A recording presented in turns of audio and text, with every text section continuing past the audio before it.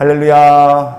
오늘 하루의 삶이 주님 은혜로 가득하시고 일주일 동안 계획하고 기도하고 소망하시던 것들 주님께 다 맡기고 응답받는 하루가 되시기를 주의 이름으로 축원을 드립니다. 잠언 20장 28절 말씀을 다시 한번 읽겠습니다.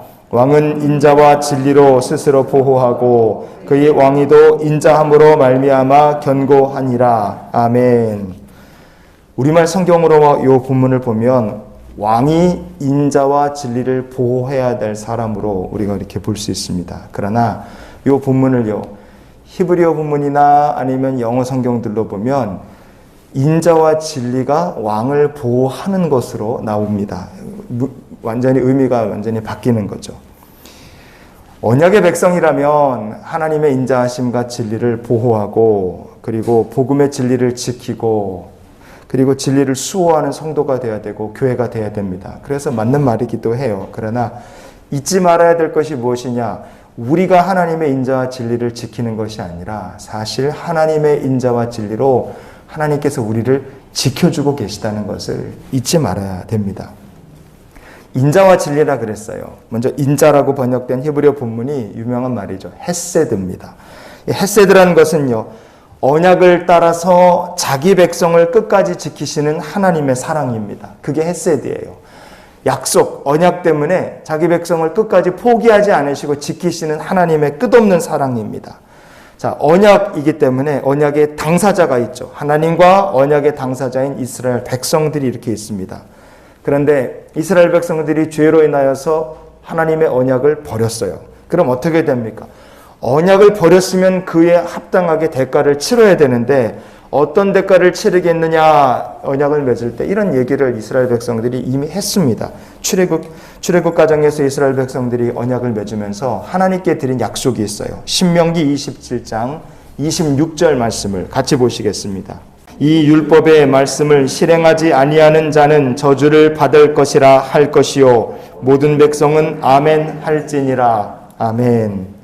이스라엘 지파 중에서 절반은 그리심산에 올라가고 절반은 에발산에 올라가서 축복과 저주를 각각 외쳤습니다. 모든 이스라엘 백성들이 함께 외친 축복의 말씀, 저주의 말씀이라는 게 언약을 지키면 받을 복이고 언약을 어기면 받을 저주에 대한 이야기였어요.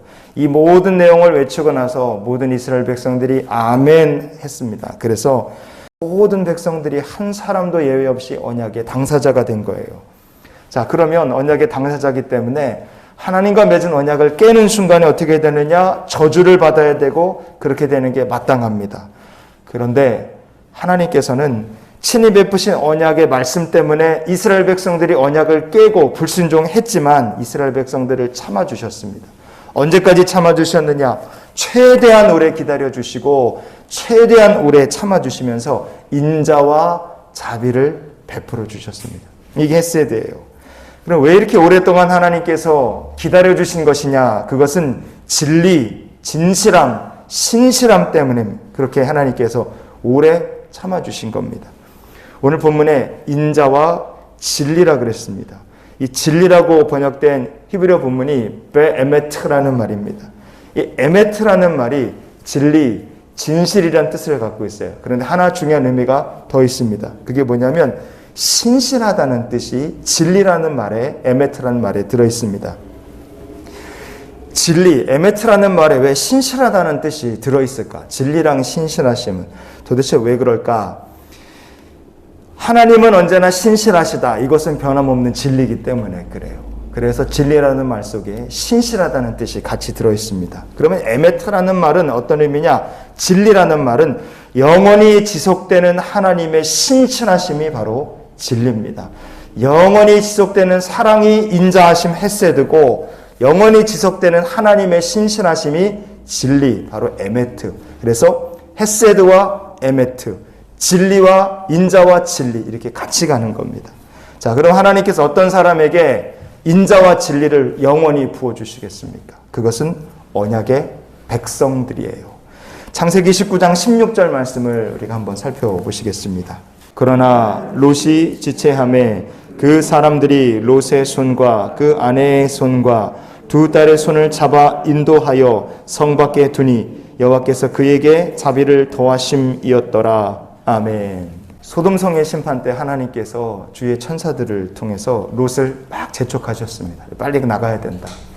그런데 즉시 떠나지 않고 롯이 지체를 했어요. 그때 그의 가족들 모두 롯의 손까지 하나님께서 천사들을 동원하셔서 붙들고 성 밖으로 그냥 끌어내셨습니다. 반강제로 끌어내서 구원을 해주신 거예요. 이게 누구 때문에 이렇게 하셨을까요? 롯의 믿음 때문에 이렇게 하신 것이 아니라 누구 때문에 이렇게 하신 거겠어요? 아브라함과 맺은 언약 때문에 하나님께서 헤세드와 에메트, 하나님의 인자하심과 진리, 신실하심 그리고 구원을 롯에게 베풀어 주신 겁니다. 성도 여러분, 우리가 아브라함과 같은 믿음의 성도고 하나님께서 아브라함과 맺은 언약을 우리와도 맺으신 줄 믿습니다. 꼭 기억하세요. 우리도 하나님과 아브라함과 맺은 언약을 똑같이 맺은 사람들이에요. 그래서 우리가 믿음으로 살면 하나님께서 우리들에게 인자와 진리를 더해 주실 것이고요. 우리들 때문에 언약을 맺은 주의 백성인 우리들 때문에 롯의 가정에 하나님께서 헤세드와 에메트, 인자와 진리를 보여주신 것처럼 한 성도 때문에 주님께서 그를 통하여 세상 모두가 복을 받게 하실 줄 믿습니다. 그래서 성도는 축복의 통로로, 세상을 축복하는 도구로 하나님께서 사용하여 주실 수 있는 겁니다. 하나님의 인자하심의 성도는 감사하며 살아야 됩니다. 그리고 하나님의 진리, 신실하심을 증거하며 살아야 됩니다. 우리가 믿음의 사람이 되면 하나님께서 인자와 진리, 헤세드와 에메트의 은혜를 우리들에게 보여주실 것이고, 우리가 믿음으로 살 때 우리들을 통하여 하나님께서 세상을 축복하시는 통로로 우리를 들어 써주실 줄 믿습니다.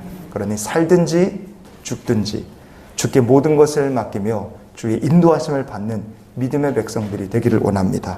그래서 이런 기도가 우리 입에서 항상 떠나지 않았으면 좋겠어요. 하나님, 인자와 진리로 저희들을 지키시며 저의 인생이 세상을 향하신 하나님의 축복의 통로가 되게 하여 주시옵소서.